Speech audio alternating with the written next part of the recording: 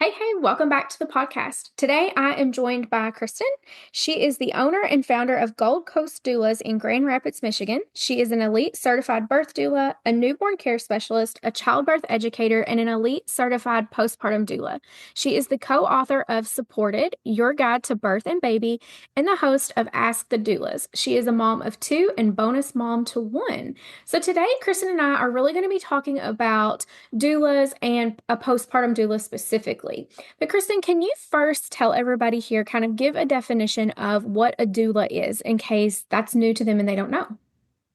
Sure, Vanda. So there are many types of doulas, but the most commonly known is a birth doula. So a birth doula would support clients in a non-medical way, no matter where they choose to deliver. So it could be at a home birth center, or at a hospital.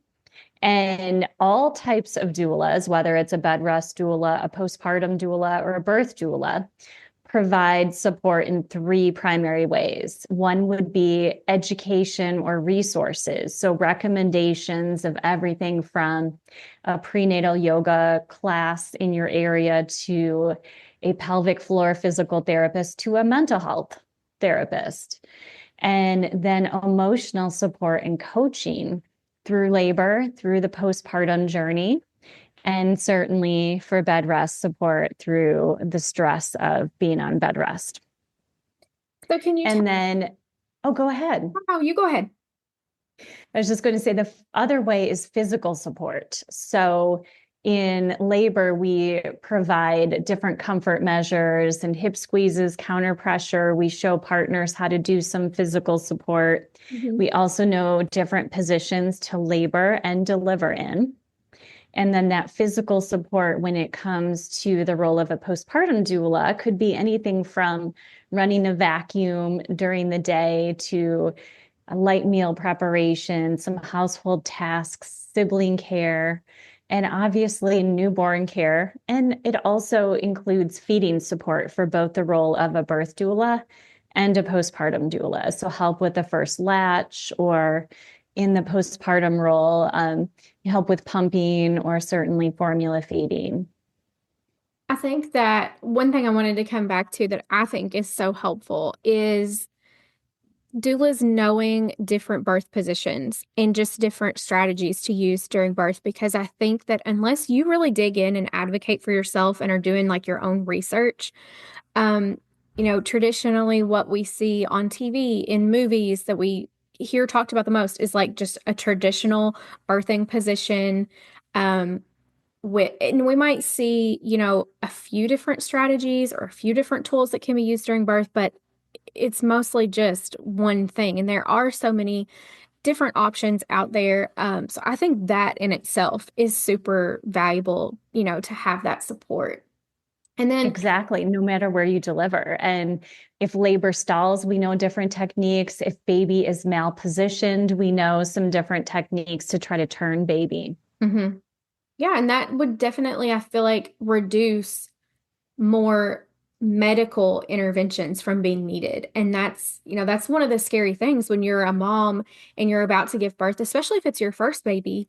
Those things can be very scary, and you kind of go into it knowing that you don't want those things to happen. So I think having that as like a um, avoidance strategy almost is so helpful.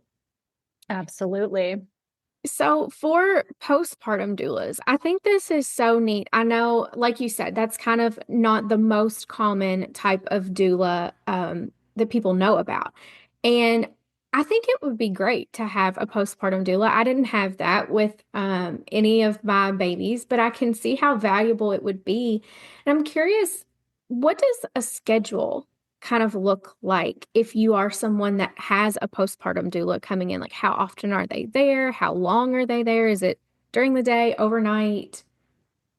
It depends. At Gold Coast, I have a large team. We have 26 different doulas and educators and sleep consultants. So I'm able to work with clients even if they were to call me today and wanted help overnight, in most cases.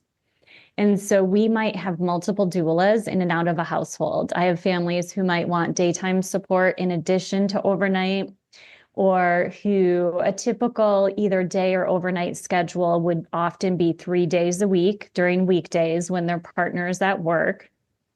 And that would usually go on for the first 2 months. But at Gold Coast, because the doulas on my team are either newborn care specialists, or their postpartum doula certifications include an infant care component. So we do a lot of infant care and work through the first year, where some postpartum doulas, their primary focus is daytime only based on their training organization, and often mothering the mother, recovery support, sibling care.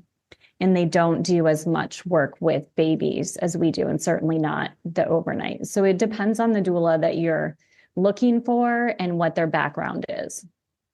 So how does someone go about finding a doula in their area? I would say if you don't have friends who've used one, talking to your pediatrician, or if you're still pregnant, obviously, your OB-GYN or midwife. And then there are oftentimes Facebook mom groups in the area. So I often see that question about postpartum doulas and birth doula recommendations. You can always Google doula near me, postpartum doula near me, and find some different solo doulas or agencies like my own. And then there's a site called Doula Match that allows you to type in a zip code and you can search for a birth or postpartum doula in your area. And that site is pretty vetted. It has our certifications on there, experience, number of miles that we travel. And then there's a newer app called Hello Mila, MEELA, and that matches parents with doulas, both birth and postpartum again. And they have their budget and then have a job posting essentially. And so doulas can connect with them. Oh, that's super helpful. So speaking Yeah. of budget, how can families plan ahead, to invest in a doula, whether it be for birth or for postpartum? Sure. And so the rates, of course, vary. So birth doula fees are often a set fee. There may be an hourly rate after a certain amount of hours, depending on the doula's package. But postpartum is an hourly service. So you would then budget how many days and hours of support you want. At Gold Coast, our shortest daytime shift would be 3 hours. And then we can work as long as a client wants. And an overnight shift would be 8 hour minimum. So a typical overnight would be 10 p.m. to 6 a.m. But we have some clients that want 12 hours of support or 24/7 care. And so we can adjust. So just thinking about if you want to stretch out support, you could do the minimum shifts that a doula in the area provides, and then be able to overlap with friends and family help or your partner if they have any sort of leave with their employer, which hopefully they do. As far as paying for the support, there are some amazing fertility-based benefits that cover not only birth doulas, but also postpartum doulas. And so employers may have a plan like Carrot Fertility is the biggest one. And that provides care both day and night up to 6 weeks from the birth date. So it is time limited, but depending on how much of the funds are used in fertility, and a couple doesn't have to be going through IVF, for example, to utilize the benefit, then you would be able to use as much as you need. And then there are others like Progeny would be a bigger one, and some tech companies and banks are using those type of benefits, but a variety of companies. And then there are also Christian healthcare sharing programs that tend to cover birth doulas more so than postpartum. But there are like TRICARE military benefits for birth doulas, and health savings and flex spending cover both birth and postpartum. And then there is a benefit called Maven that tends to offer more virtual doula support and some classes. But depending on what the employer has picked, sometimes that also includes postpartum doulas.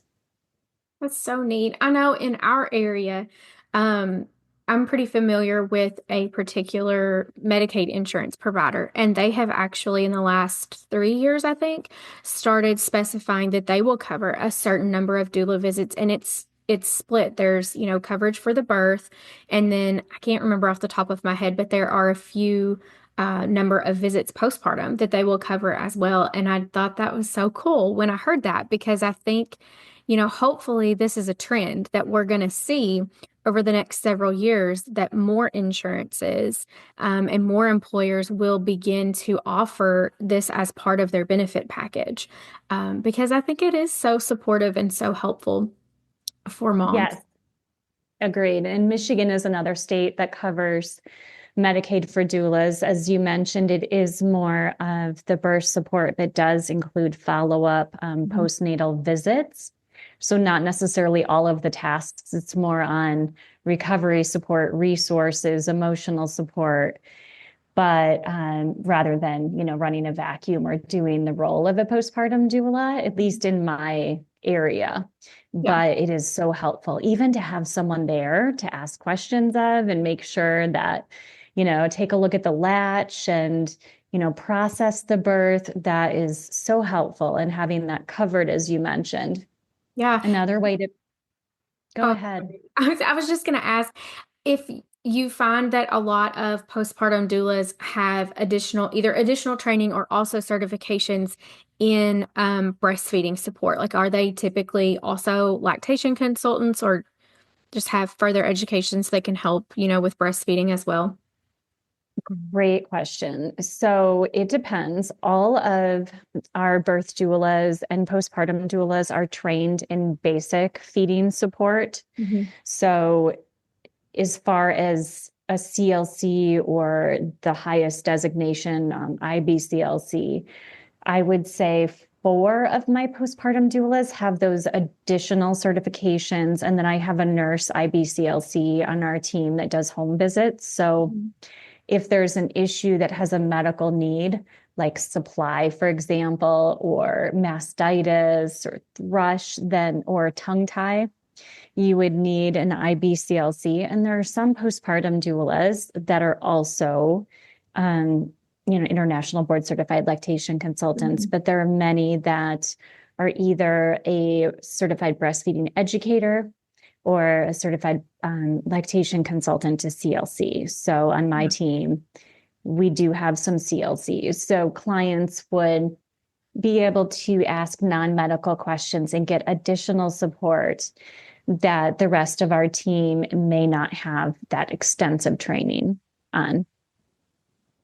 Well, that's awesome. Kristen, thank you so much for joining me today to have this conversation and kind of spread some knowledge about doulas and postpartum doulas. I would love for you to tell the audience where they could come and connect with you if they want to learn more, and hopefully, maybe some of them will be in your area and maybe can work with your group. Yes, of course. And we have plenty of virtual services, including sleep consulting and classes. So you could be anywhere and work with Gold Coast I'm Doulas. so glad that you said that because I didn't realize that. So that's awesome. Yeah. So as far as connecting, the Gold Coast website is goldcoastdoulas.com.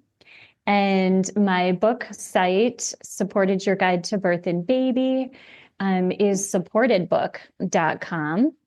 You can find my podcast, Ask the Doulas, at any of your favorite podcast players, but I also have a website for it, which is askthedoulas.com. And then my online birth and baby prep course, Becoming a Mother, is thebecomingcourse.com. And one final tip I wanted to share is that you can register for services like postpartum doulas on any kind of registry. Instead of getting all of those onesies, you can get support gifted. Or if your employer is throwing you a shower, you can ask for postpartum support or birth doula support, classes, lactation. And you can also consider postpartum meal delivery service or a housekeeper, anything to make your life easier. So just wanted to note to consider, as you have showers or nesting parties or diaper parties, to consider gifting postpartum doulas. That's so fun. That's such a good idea because I mean, I love to buy little baby blankets and little baby clothes just as much as the next person. But I love the idea of helping fund something that is truly so valuable. Everyone is going to get the clothes that they need. They're going to have the baby blankets. But not everybody gets that postpartum support or birth support. And, that would be a really fulfilling thing for me, I feel like, to know that I was helping contribute to that. And definitely something that I would want to do, for friends and family. So that's such a good idea. Absolutely. Thanks for having me on. Yeah, Kristen, you're so welcome. I appreciate it. I'm going to leave you guys there and we'll chat next week. Bye.